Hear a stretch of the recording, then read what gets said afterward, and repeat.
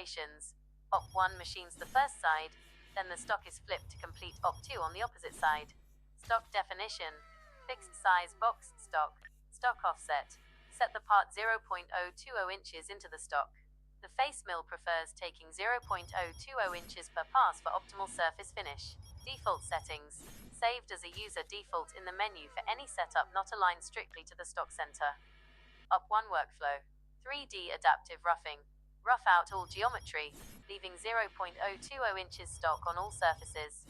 Program the toolpath 0.020 inches below the bottom of the part to prevent leaving a thin foil top hat or carrier ring after flipping for Op2.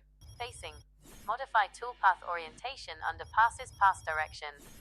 Setting the direction to 90 degrees relative to the x-axis avoids spindle tramming errors, whip marks that occur when facing at 0 degrees on this machine.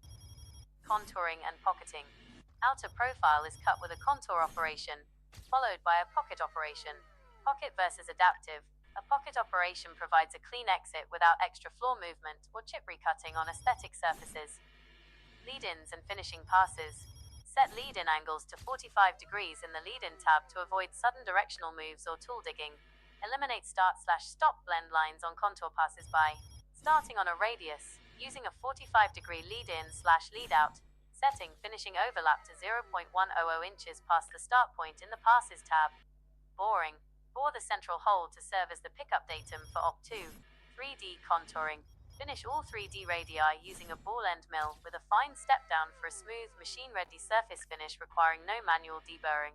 Engraving, tracing, and pocketing. Tracing: select geometry chains at the top surface.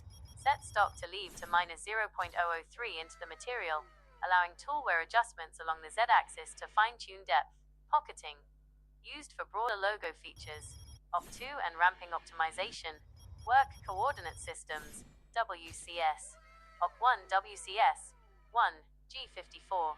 Op2 WCS 2. Lower ramp clearance to 0.010 inches in the heights tab. Result: reduces operation cycle time from 43 minutes down to approximately 14 minutes, saving approximately 30 minutes of air cutting. Post-processing and toolpath reordering. Highlight both Op1 and Op2 setups in Fusion 360, right-click, and select Post-Process. Under the Operations tab, select Reorder Tools. This forces the post-processor to execute all G54 roughing before moving to G55 roughing with the same tool, eliminating redundant tool changes during multi-part setups. To optimize your ramp clearance in Fusion. Let me know in the comments below. Don't forget to subscribe and turn on notifications so you don't miss the next programming breakdown.